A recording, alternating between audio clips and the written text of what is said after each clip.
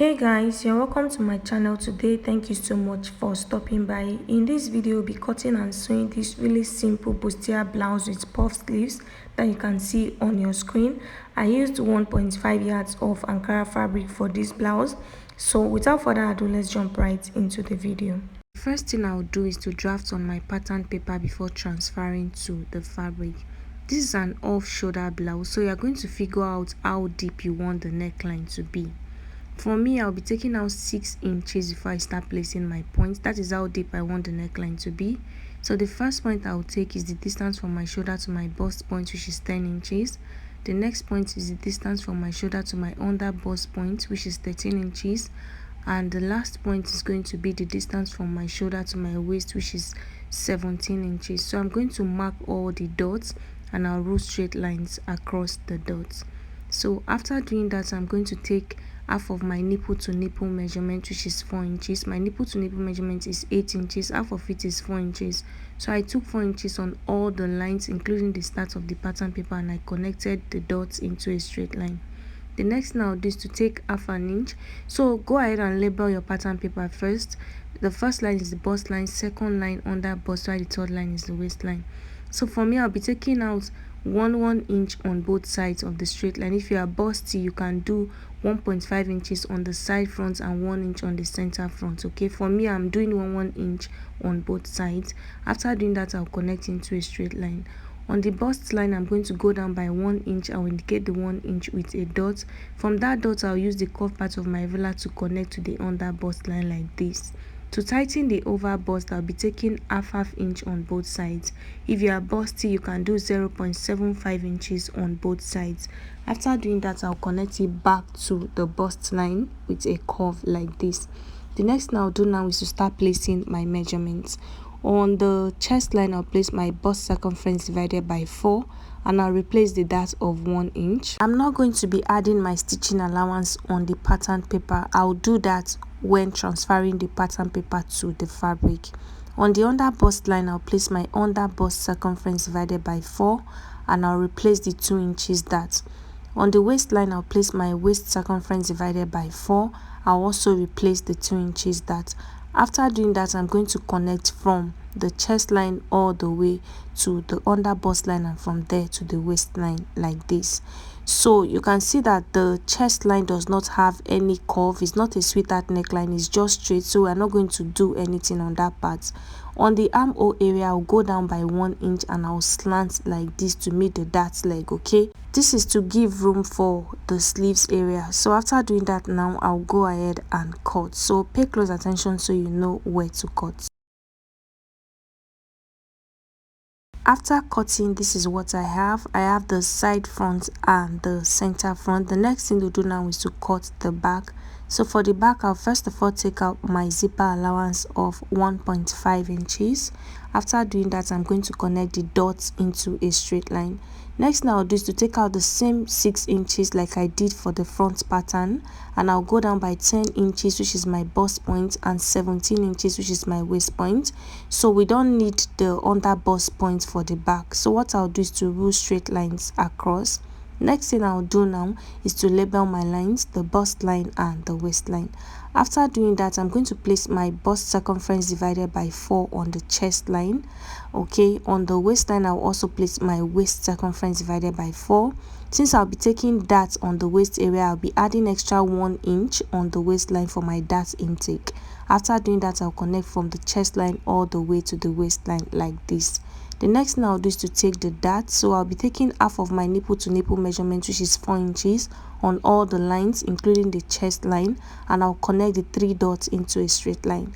After doing that, I'll take out half an inch on both sides of the straight line, and I'm doing that on the waistline. If you are busty, go ahead and take 0.75 inches on both sides of the straight line. I'm going to connect it upward like this. After doing that, this is what I have. What I'll do now is to extend the waistline into the zipper allowance. After doing that, I'm going to take out half an inch from the 1.5 inches zipper allowance on the waistline, and I'll connect it upward like this. This is to eliminate zipper bulge. After doing that, I'll also take 1 inch away from the armhole area, just like I did for the front. After doing that, I'm going to go ahead and cut. So you can cut through the dart to close up the dart, but I'm not going to do that. I'll take in my dart when I'm sewing.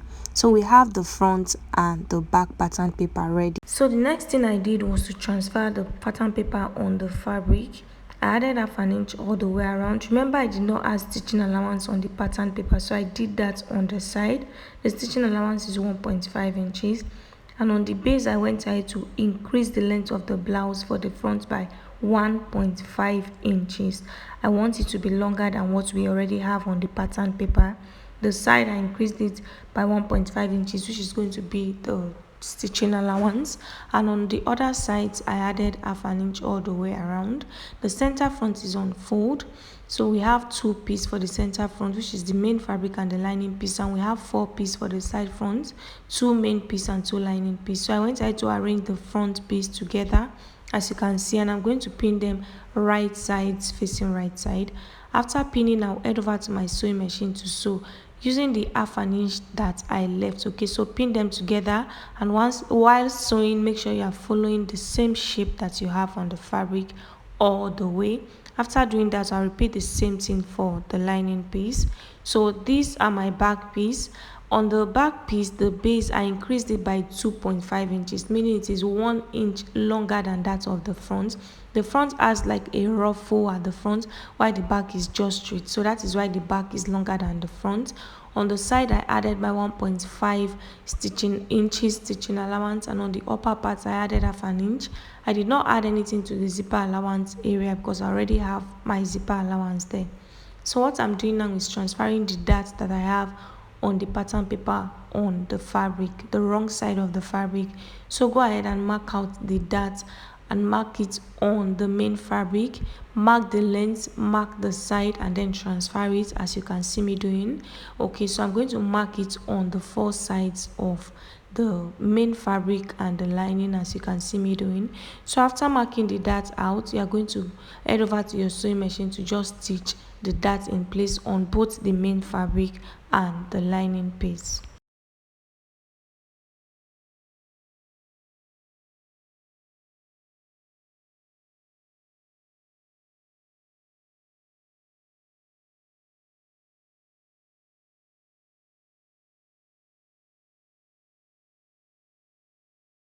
I've gone ahead to sew the front, and this is what I have. So if you want to pad your blouse, you can go ahead and pad it. I'm not padding it and I'm not adding interface into it. I'm just sewing everything directly.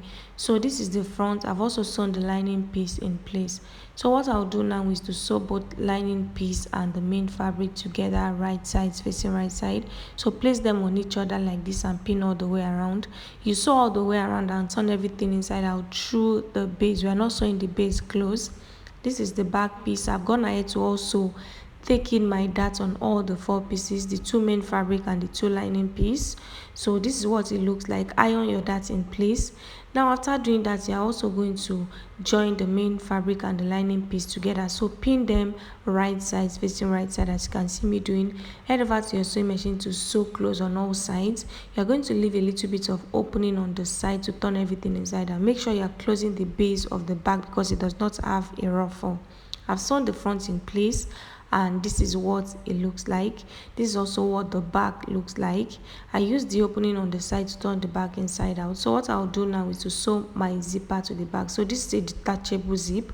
I'm just going to sew it to the back, and for the front, I'm going to go ahead and join both front and back piece together. After sewing the zipper, join them together and use your stitching allowance to sew on both sides. So I'm going to do that, and I'll come back and show you guys what it looks like. So the next thing we'll do is to sew the sleeves in place. So the length of your sleeves can be as long as you want the ruffles to be, while the wideness can be as full as you want it to be. The wideness of mine is about 45 inches. You can make yours wider, okay, to get a fuller effect. So you're going to create a casing on the upper part and on the lower part, okay, sew twice all the way to the end. This casing, we're going to pass our elastic band through it. So this is the size of the elastic band I'll be using, sorry. So to know the amount of elastic band to use, you're going to measure around your wrist, okay, and just cut it out. So remember, the casing you are creating is two, one for the upper part, one for the lower part. So I'm passing my elastic band through the one on the upper part. So after passing it all the way, I'm going to pin it and I'll stitch everything down on both sides so it does not move.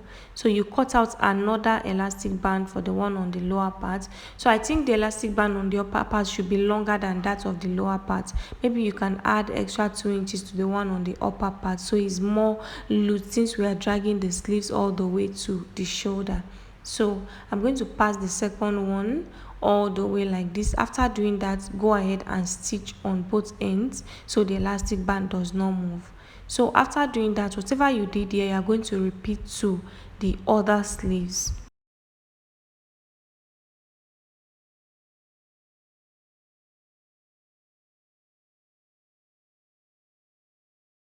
After passing the elastic band through the both sleeves, this is what they look like. So now I'm going to turn them to the wrong side and I'm going to stitch all the way down. Okay, after doing that, this is the main bodice. I've gone ahead to fix my zipper to the back, and I've also sewn both front and back piece together, and this is what it looks like. So on the base, you can see that the front and the back is not matching, and I didn't sew it down completely because we'll be adding ruffle to the base of the front to complete the front. So I've gone ahead to cut out this short piece of fabric. I went ahead to hem it all the way around, and I gathered the upper part. So cut it out as long as you want it to be. The length is about 2 inches. Okay, so what you do now is to gather it, and then you're going to sew it to the base using half an inch. Okay, just arrange everything in place and sew it. Make sure it does not extend to the back. This is just for the front, so gather it in place and pin it and sew. So I've gone ahead to sew. So this is what it looks like. After doing that, you can decide to join the two sides together. Okay, so I've gone ahead to do that, and this is what I have for the main bodice of the blouse. So the next thing we are going to do now is to stitch the sleeves to the main bodice. So I've gone ahead to sew the sleeves closed like I mentioned earlier. So what you do now is to pin that part that you sew, that is the joining on the sleeves, to the armhole area of the blouse, that is the joining. Make sure you join them together as you can see, and then you are going to pin it down. After pinning, head over to your sewing machine to just stitch it together, stitch them together. Okay, so I'll repeat the same thing for the other side of the sleeves.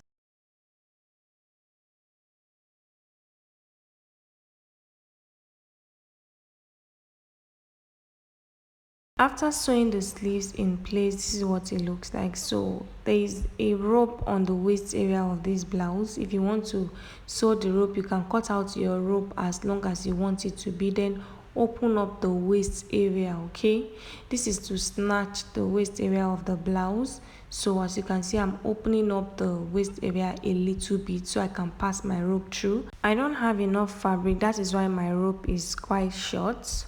So what I'll do is to just pass it through that opening, arrange everything in place, and then you're going to pin it down. After pinning, head over to your sewing machine to just stitch it back, following the stitch that you had earlier. Okay, so after pinning on this side, repeat the same thing for the other side. And yeah, that is all for this tutorial.